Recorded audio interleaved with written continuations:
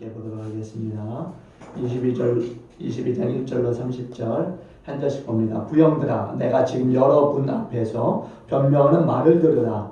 그들이 그가 그의 말로 마담을 듣고 더욱 조용한 자이어 이르되, 나는 유대인으로 길리기아 다수에서 낳고 이 성에서 자라 가말리엘의 문화에서 우리 조상들의 율법에 엄한 교훈을 받았고 오늘 너희 모든 사람처럼 하나님께 대하여 열심히 있는 자라. 내가 이미 너를 만나서 주기까지 하고 만들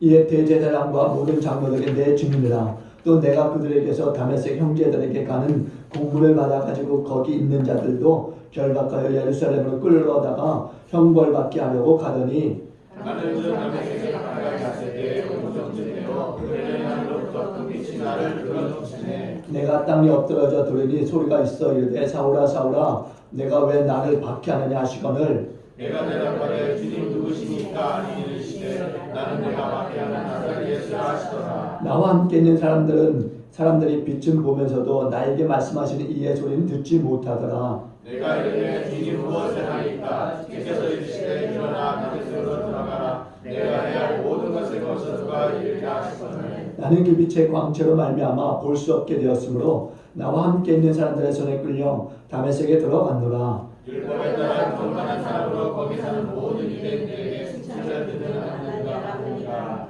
내게 와 곁에 서서 말하되, 형제 사울아 다시 보라 하고는 즉시 그를 쳐다보았노라. 그가 또 이르되 우리 조상들의 하나님이 너를 택하여 너로 하여금 자기 뜻을 알게 하시며 그 의를 보게 하시고 그 입에서 나오는 뜻을 듣게 하셨으니 내가 그를 위하여 모든 사람 앞에서 내가 보고 들은 것의 증인이 되리라. 이제는 왜 주저하지 않느냐? 너는 주의 이름으로 세를 제대로하고 너의 죄를 씻어하라. 후에 내가 예루살렘으로 돌아와서 성전에서 기도할 때 황홀한 중에 오매 주께서 말씀하시되 속이 예루살렘에서 살아라. 그들은 내가 너에게 가여 증언하는 말을 듣지 아니하리라 하시거늘. 내가 말하기를, 주님 내가 주를 믿는 사람들을 가두고 또 각 회당에서 때리고 또 주의 계시는 자리를 위해 내가 곁에서 사랑하고 그 죽이는 사람들의 옷을 지키기를 그도 알아이나. 나더러 또 이르시되, 떠나가라 내가 너를 멀리 이방인에게로 보내리라 하셨느니라. 이 말하는 것까지 그들이 듣다가 소리질러 이르되, 이러한 자는 세상에서 없애버리거나 살려줄 수가 아니하여 떠들며 옷을 벗어 던지고 티끌을 공중에 날리니, 천부장이 바울을 영대로 데려가라 명하고 그들이 무슨 일로 그에게 떠드는지 알고자 하여 채찍질하며 신문하라 하는데, 가죽줄로 바울을 매니 바울이 곁에서 있는 백부장들에게 이르되, 너희가 로마 시민 된 자를 죄도 정하지 아니하고 채찍질할 수 있느냐 하니, 백부장이 듣고 가서 천부장이 전하여 이르되 어찌하냐 로마 시민이라 하니, 천부장이 와서 바울에게 말하되, 내가 로마 시민이냐 내게 말하라. 이르되 그러하자. 천부장이 대답하되 나는 돌만을 들여 이 신문권을 얻으라. 바울이 이르되 나는 남에서부터라 하니, 신문 안 하던 사람들이 곧 그에게서 물러가고 천부장도 그가 로마 시민인 줄 알고 또 그 결박한 것 때문에 두려워하니라. 이튿날 천부장이 유대인들이 무슨 일로 저를 고발하는지 진상을 알고자 하여 그 결과를 들고 명하여 제사장과 공문을 들고 바울을 데리고 내려가서 그들 앞에 세우니라. 아멘. 한번 인사합니다. 예수를 만나면 행복합니다. 예수를 만나면 행복합니다. 여러분 주위에 갑자기 변해버리는 사람이 있을 거예요. 변해도 너무 변해버리는 거죠. 사실 우리는요, 우리의 이 작은 습관 하나, 버릇 하나 이 고치는 게 쉽진 않습니다. 우리가 경험한 바로는 쉽지 않아요. 근데 예수를 만나면은 사람이 근본적으로 완전히 변해버리는 것을 우리가 봅니다. 보는 것만을 추구하던 사람들이 뭔가 좀 달라지는 거죠. 하나님을 깊이 있게 생각하게 되고 자기보다 남을 더 생각하게 되고 좀 더 낮아지려고 하고 잠시 있을 그런 것 보는 게 아니라 영원한 것을 또 생각하게 되고 예수 만나면 완전히 그냥 틀려진 사람이 되어버려요. 땅의 것보다도 천국을 더 사모하게 되고 부정적인 사람이 긍정적인 사람으로 바뀌어지고 웃음을 잃던 사람이 이제 얼굴에 기쁨이 가득한 그런 또 얼굴로 회복이 되어지고 여러분 박효진 장로님이라고 아시는 분이 계실지 모르겠어요. 이 박효진 장로님은요 청송교도소 교도관이었습니다. 이분의 간증을 들어보면요, 정말 기가 막힌 일들이 많이 있어요. 이 교도소 안에서. 이 총성교도소 하면은요, 한국에서도 정말 유명한 교도소입니다. 왜냐하면은 가장 흉악한 이 범죄자들을 가두는 이 교도소이기 때문에 그곳에서는 우리가 상상할 수 없는 일들이 일어난다는 거죠. 이 박효진 장로님이 이제 서울구치소에서 근무하다가 이제 청송교도소로 발령이 받아서 갔습니다. 근데 그것은 말 그대로 정말 살벌한 곳이더라는 거죠. 죄수들이 처음 온 이 교도관을 길들이기 위해서요, 상상할 수 없는 그런 일들을 한다는 겁니다. 보기 싫은 교도관이 오게 되면요, 어떻게 하느냐, 바늘로 자기의 눈을 꼬매버린대요. 또 그뿐만이 아니에요. 또 이렇게 꼬매는 자기를 말리게 되면요, 시비 건다고 해서 어떻게 하느냐, 젓가락으로 자기 입을 뚫어가지고 또 꼬매는 그런 흉내도 낸다고 합니다. 그러니까 흉내로 끝내는 게 아니라 진짜 찔러서 뭐 구멍을 내고 그런다는 겁니다. 또 겁을 준다고 바늘을 삼키는 사람도 있고, 삼키고 나서 자기 배를 또 쓰다듬는 그런 사람도 있다는 거예요. 또 어떤 사람은요, 칼로 자기의 배를 가르는 사람도 있다는 겁니다. 이렇게 무시무시한 것이 바로 청송교도소라는 거예요. 이 박효진 장로님의 간증을 저도 들었었는데 정말 들을 때 정말 소름이 돋을 정도였어요. 그런데 이 박효진 장로님도 역시 만만치 않은 사람이었다라는 겁니다. 이도요, 처음부터 밀리면 교도소 내 귤이 무너진다라고 생각하고서는요, 가자마자 어떻게 했느냐, 걸리면 너 죽는다 라고 하는 생각을 가지고요, 그렇게 엄격하게 이렇게 교도소 내 이 귤을 잡았다라는 거죠. 그래서 이 박효진 장로님이 오기만 하면은 지옥에서 온 박주임이라고 소문이 났다는 거예요. 그래서 이 많은 죄수들이 이 박주임, 이 박효진 장로를 굉장히 두려워했다는 겁니다. 그리고 또 이렇게 그동안 교도관들에게 못된 짓을 했던 이 많은 사람들이 이 박효진 장로, 이 교도관으로 인하여서 그런 일들을 이제 점차 하지 못하게 되는 거죠. 너무나 이 자신들도 잔인한데 이 박효진 이 장로, 이 교도관은 더 잔인하게 이 죄수들을 대했던 겁니다. 그래서 어느 정도 이제 그 교도소 내에 이런 일들이 좀 잠잠해졌어요. 그런데 중요한 것은 이 박효진 장로, 이 박효진 이 교도관의 이 마음이 예전 같지 않았다라는 겁니다. 귤을 잡으려고 하다 보니까 자신에게 있었던 그 자아가 완전히 다 무너져 내린 거예요.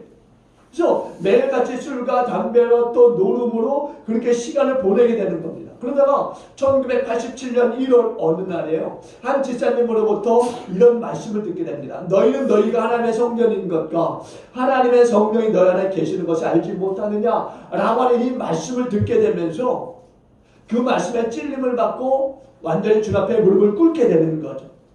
그래서 이전에 이 범했던 그 많은 죄들에 대해서 회개하게 되고, 특별히 자기가 교도소 내에서 괴롭혔던 그 죄수들을 향해서 용서하고 또 용서를 받고자 하는 그런 마음이 일어나더라는 겁니다. 그래서 이제 주 앞에 기도하면서 이제 그들에게 어떻게 하면 용서를 구할 수 있을까 이제 구하게 되는데, 성령께서 이렇게 말씀하시더래요. 진짜로 너가 용서를 구하고자 한다면 무릎을 꿇어라, 그렇게 말씀하시더래요.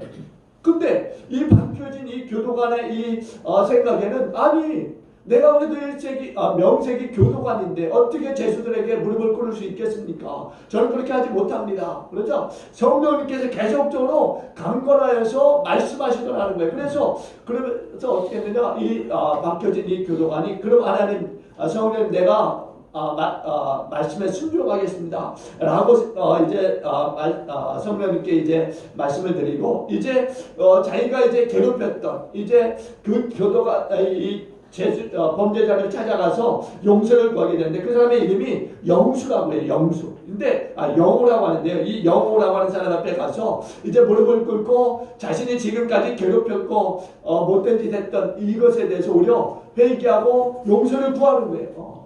교도관이 죄수에게 용서를 구하는 겁니다. 그러니까 이 영호라고 하는 사람이 깜짝 놀란 거예요.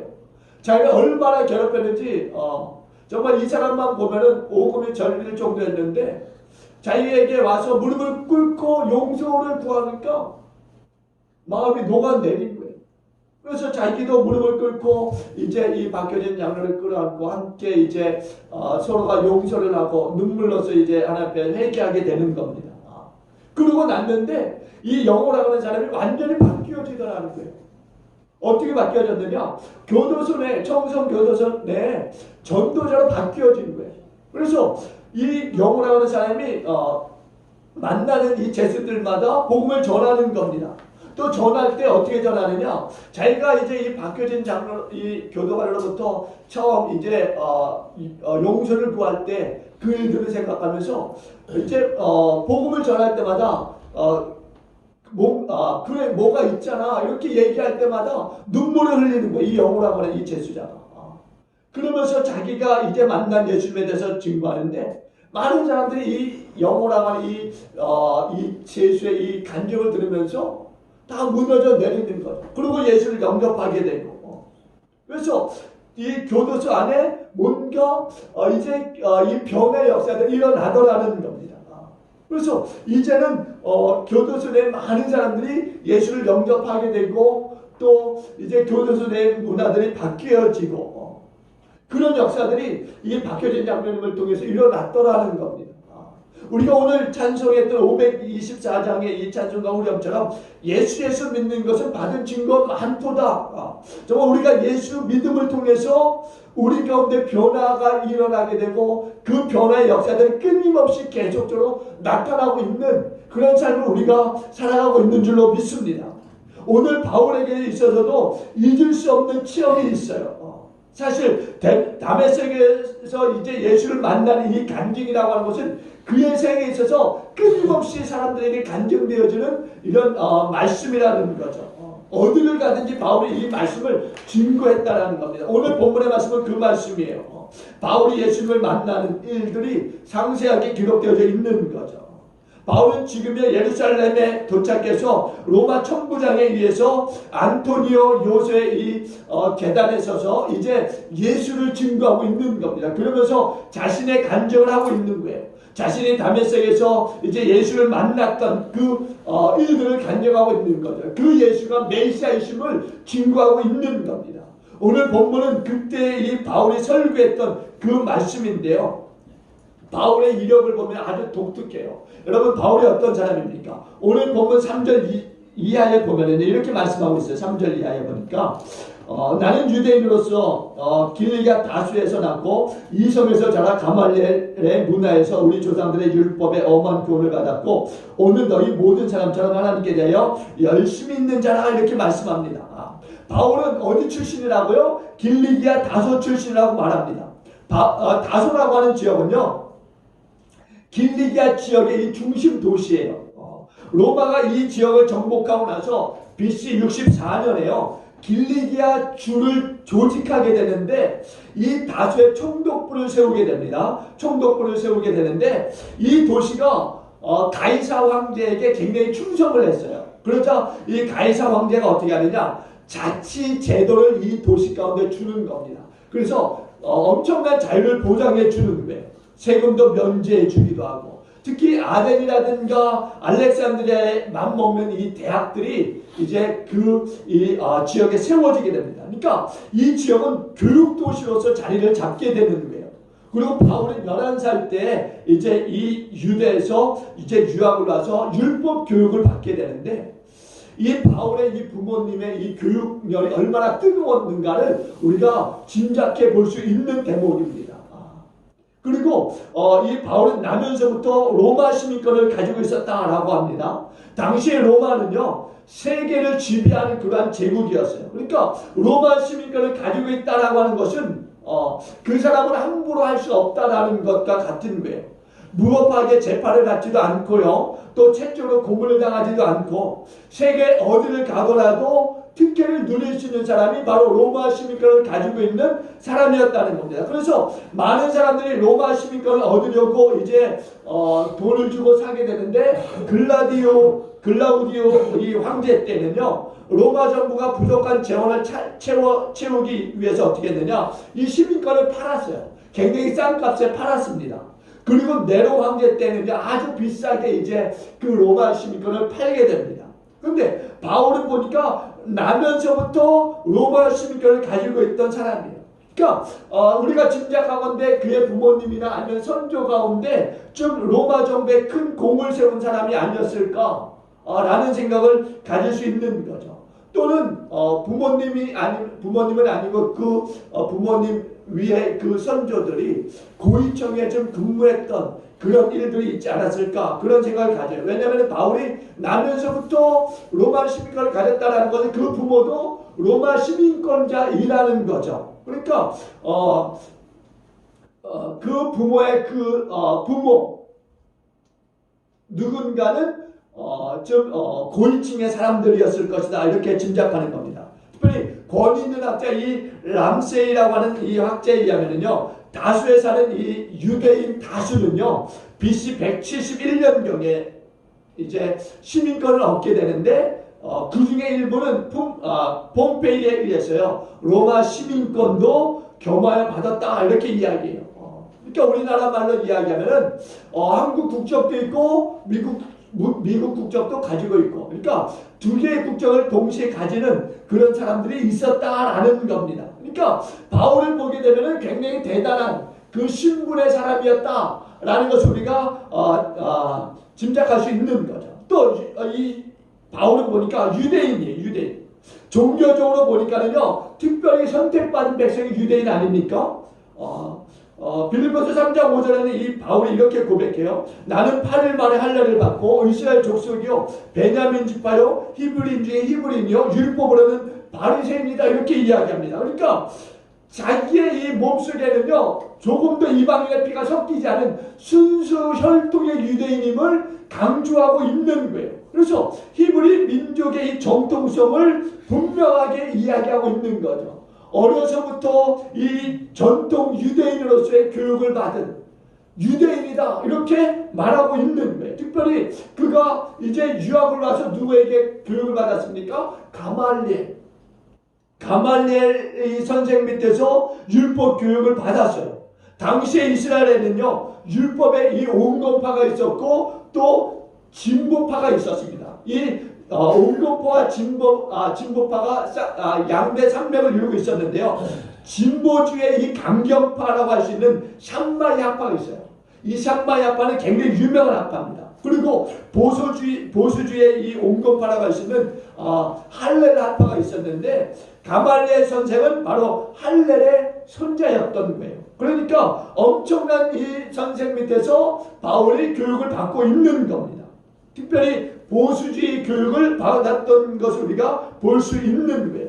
그러니까 오늘 이 할렐 학파의 이 지도자로서 유대인들에게 존경을 받던 이 사람에게 교육을 받았으니까 바울이 얼마나 유명한 사람이었겠습니까?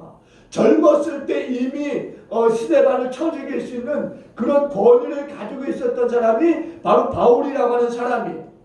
그리고 그 당시에 이제 사내들인의 이 의장이었던 이 사두개파의 이 대제사장이 있었지만은 그러나 가말리엘은요 이 대제사장보다도 더 큰 영향력을 유대인들에게 끼치고 있었다라는 겁니다.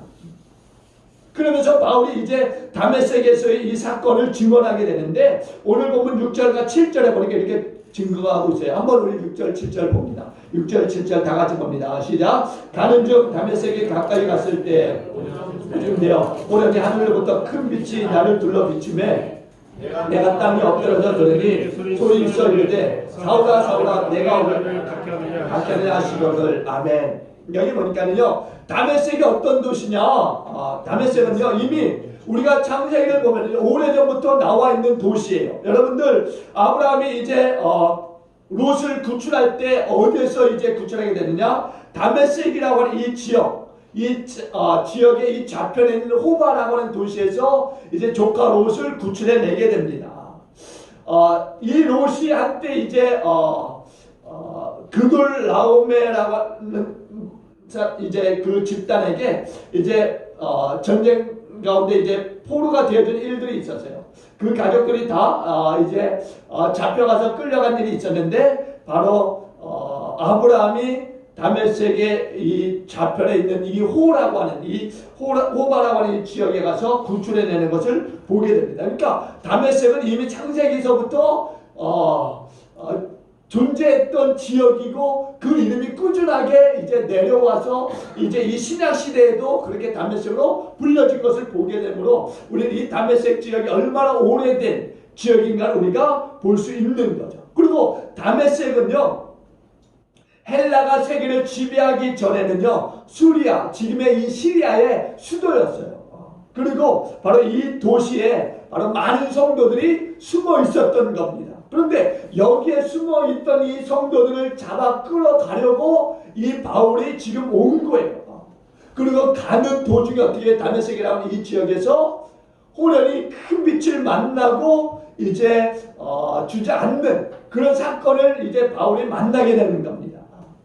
사실 이 큰 빛이라고 하는 것은요, 엄청난 빛이에요. 사울이 이제 다메섹을 가는 그 도중에 큰 빛을 만나서 주저앉는 그런 일들이 있었는데, 사실 사울이 그 큰 빛을 만났을 때 그 상황은 어땠냐? 오늘 6절에도 보세요. 6절에도 보니까 오전쯤 되었다라고 하지 않습니까? 오전쯤 되었다. 이 오전이라고 하는 것은요, 굉장히 밝은 대낮입니다. 햇빛이 강렬하게 비치는 그런 시간이에요. 그런데 이 햇빛보다 더 큰 빛이, 더 강렬한 빛이 이 사울을 향해서 비쳤던 겁니다. 이 빛이 얼마나 큰 빛이었냐면요, 다른 사람들도 다 볼 수 있었지만은 오직 사울을 향해서 큰 빛이 비춤으로 말미암아서 그 눈을 뜰 수 없을 정도의 강렬한 빛이었다라는 겁니다. 그러면은 과연 이 빛이 주는 의미는 뭐냐? 첫째는 보니까 창조주 하나님의 권능의 빛이다라는 겁니다. 해와 달과 별이 생기기 이전에는요, 빛 대신 하나님의 빛이 온 세상을 비췄다라는 겁니다. 아브라함은요, 사실 이 빛, 이 영광의 빛을요, 갈대아 우르에서 이미 경험했어요. 하나님의 이 영광의 빛, 이 영광의 빛을 경험하고 나서 이제 본토 친척 아버지 집을 떠날 수 있는 그런 그 결단을 할 수 있었던 계기는 뭐냐? 바로 이 영광의 빛을 보았기 때문입니다. 그리고 이 영광의 빛을 통해서 그가 결단을 하고 본토 친척 아버지 집을 떠나서 우리 하나님이 말씀하신 그 가나안 땅에서 이제 가게 되는 거죠. 그리고 또 환상의 빛이에요. 환상의 빛. 모세가 호렙산에서 어때요? 본떨기나무에서의 이 임한 불꽃. 모세는요, 이 환상을 통해서 출애굽에 대한 강렬한 그 마음을 이제 가지게 되고, 이제 하나님이 명령하실 때 이제 애굽으로 들어가서 이제 이스라엘 백성들을 이제 이끌고 나오는 그런 역할들을 하게 되는데, 바로 이 빛을 통해서 그가 결단하게 되었다라는 겁니다. 그러니까 우리가 이 하나님의 영광의 빛들을 우리가 보면서 우리도 이 빛에 비춰진 이 사람들이라고 하는 것을 우리 잊지 말아야 되는 거예요. 우리는 하나님의 거룩한 빛이 날마다 우리의 삶에 비춰지고 있음을 잊지 마시길 주님으로 축원드립니다. 이 빛을 통해서 우리가 바뀌어진 사람들이에요. 예수의 생명의 빛이 우리 가운데 날마다 비춰지고 있는 것 아니겠습니까? 우리가 세상 속에서 예수를 우리 가운데 품고 살아갈 수 있는 것은 예수 생명의 빛이 우리를 떠나지 않기 때문이에요. 그러나 이 예수 생명의 빛이 떠나는 순간 우리는 어떻게 되냐? 바로 타락하게 되는 겁니다. 그러니까 우리는 늘상 기도해야 돼요. 예수 생명의 빛, 하나님의 거룩의 빛이, 그 영광의 빛이 떠나지 않도록 우리는 날마다 기도해야 될 줄로 믿습니다. 그리고 하나님의 음성이 들려주는데 뭐라고 하느냐? 사울아 사울아 내가 왜 나를 박해하느냐? 이렇게 말씀하십니다. 사실 예수님의 이 음성이라고 하는 것은요, 사울에게는 정말 천둥벼락과 같은 이 말씀이었어요. 굉장히 무서운 말씀이었습니다. 왜냐하면 사울은요, 지금까지는 하나님을 대적한 일이 없다라고 생각하고 있었던 거예요. 그리고 오히려 이 예수쟁이들이 하나님을 대적해서 하나님을 바르게 믿지 못하는 사람들이라고 생각하고 그들 잡으러 가는 사람 아니었습니까? 이단자들이죠. 이단자들. 그 이단자들을 체포하기 위해서 가는 도중이었다는 겁니다. 그런데 보니까 예수님이 오히려 이 사울에게 왜 나를 박해하느냐 이렇게 말씀하시더라는 거예요. 그럼 도대체 내가 누구를 박해했다는 거냐? 이렇게 예수님께 묻습니다. 누구십니까? 누구신데 내가 당신을 박해한다고 말씀하십니까? 그러자 뭐라 그러냐? 예수님이 나는 내가 박해하는 나사렛 예수라 이렇게 말씀하세요. 이 말을 들을 때 사울은 완전히 자신의 내면의 세계가 완전히 무너져 내리는 것을 볼 수 있습니다. 지금까지 사울은요, 율법주의적인 그러한 사상을 가지고서 생활해 왔고, 또 스데반까지 죽이고, 더 나아가 더 많은 사람 체포해서 박해하고자 하는 그 편견을 가지고 가는 사람이었어요. 그런데 주님이 친히 그에게 나타나셔서 말씀하시는 거죠. 왜 내가 나를 박해하느냐? 너는 나를 박해하는 사람이다. 이렇게 직접적으로 예수님이 말씀하시더라는 거예요. 이 말에 사울이 완전히 무너져 내렸어요. 그러고 나서 같이 가던 사람들에 의해서 부축되어져 이제 한 집에 들어가게 되는 겁니다. 그리고 이제 사울과 아나니아가 이제 만나는 장면이 11절로 13절에 기록되어져 있어요. 한번 봅니다. 11절로 13절. 우리 11절로 13절 함께 봅니다. 시작. 나는 그 빛의 광채로 말미암아 볼 수 없게 되었으므로 나와 함께 있는 사람들의 손에 끌려 다메섹에 들어갑니다. 율법에 따라 경건한 사람으로 거기 사는 모든 유대인들에게 칭찬을 듣는 아나니아라는 이가 내게 와 곁에 서서 말하되 형제 사울아 다시 보라 하거늘 즉시 그를 찾아보았노라. 아멘. 일어나는 순간 눈이 멀은 거예요. 이전에는요, 율법적으로는 밝은 세속의 눈을 가지고 있었는데 오늘 완전히 그 눈을 실명하게 된 겁니다.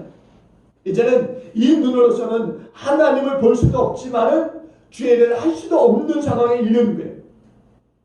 하나님이 그를 소경으로 만들어버리는 겁니다. 이제는 하나님의 사람으로서 아나니아 앞에 끌려갈 수밖에 없는 그런 상황에 되어지는 거예요. 그리고 아나니아로부터 안수를 받고 회개하고 금식하게 될 때 그 눈이 띄어진 줄로 믿습니다. 그 눈에 붙었던 율법의 이 비늘들이 벗겨진 거예요. 그리고 복음의 눈으로 덮여진 거죠. 눈이 바뀌어진 거예요. 이제 보는 그 눈이 바뀌어진 겁니다. 사울의 눈이 바울의 눈으로 바뀌어지는 순간이었던 거예요. 그가요, 사람들의 손에 끌려갈 때 이렇게 말합니다. 나와 함께 있는 사람들의 손에 끌려 다메섹에 들어갔노라.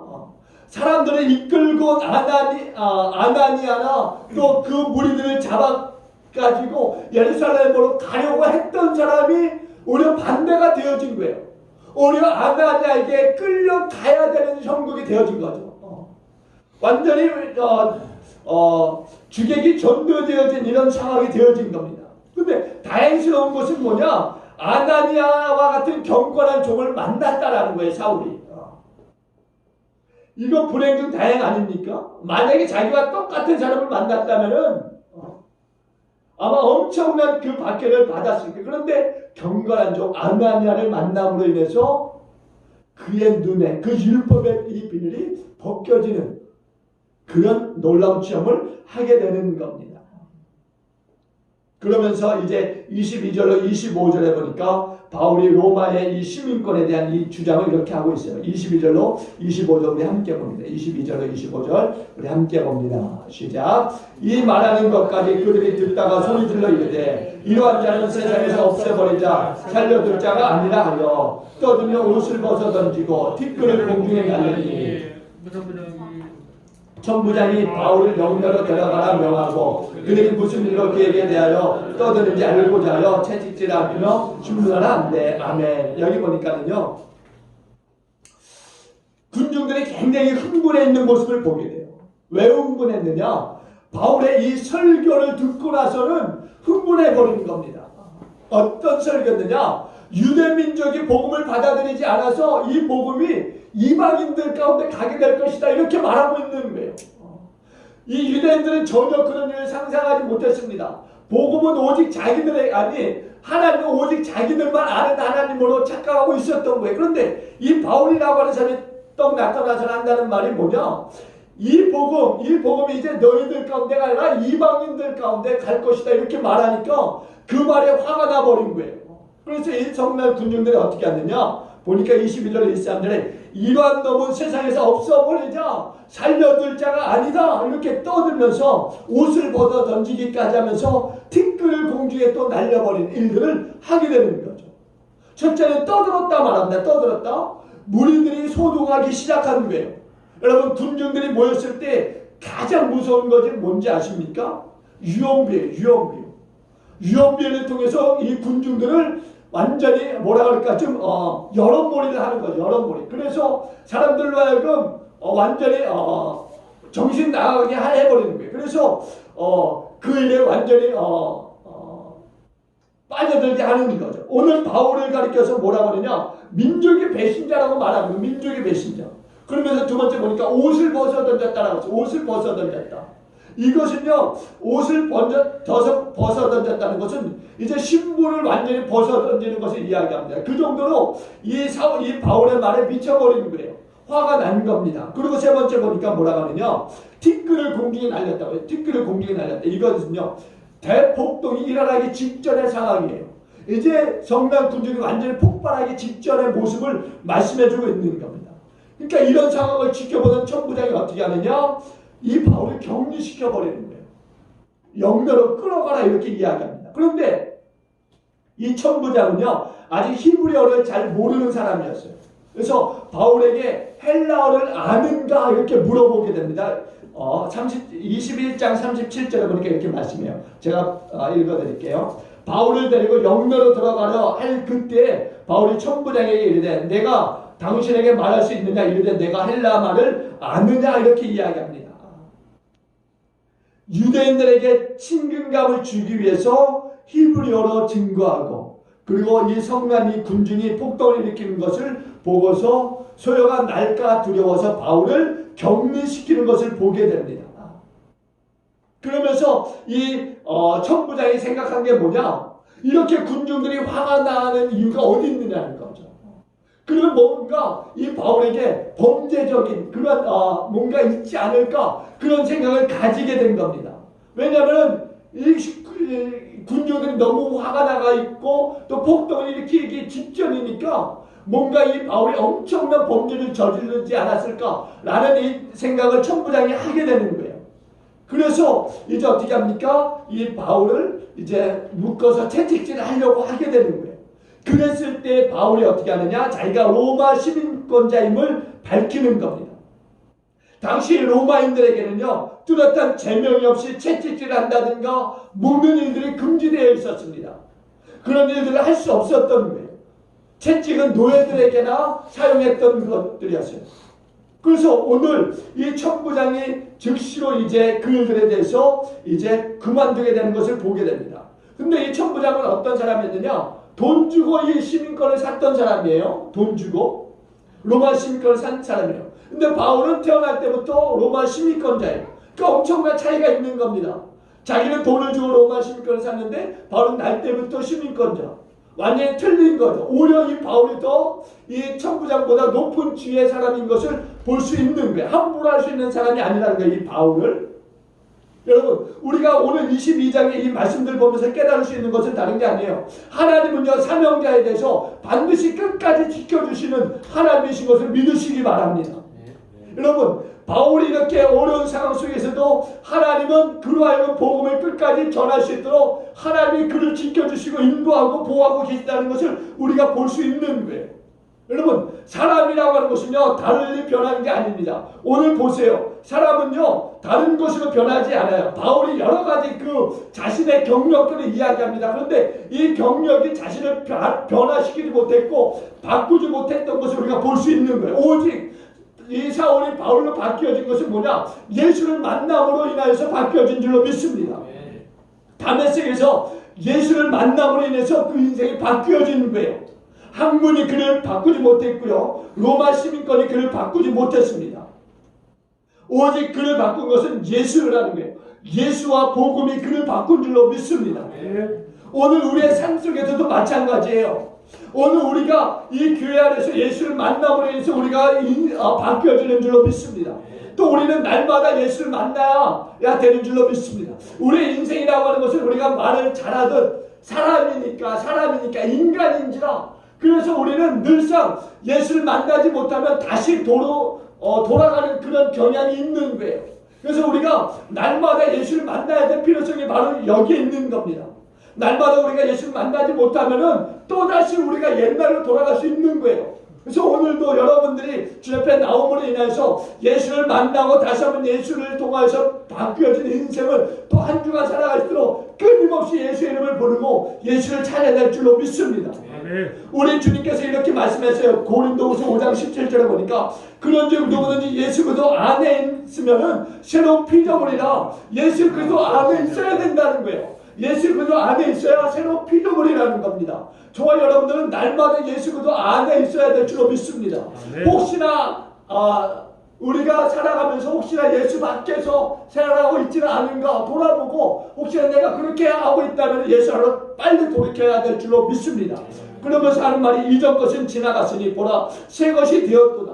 새 것이 되는 것은 다른 게 아니에요. 예수 그리스도 안에 있을 때 날마다 우리는 새 것이 되어지는 줄로 믿습니다. 그래서 여러분들 오늘 예수 안에서 다시 한번 우리가 새로운 존재들로 다시 탄생되어지고 그 예수 안에서 생활하는 저와 여러분들 승리하는 저와 여러분들 되어지길 저는 다시 한번 축원을 드립니다. 기도합니다.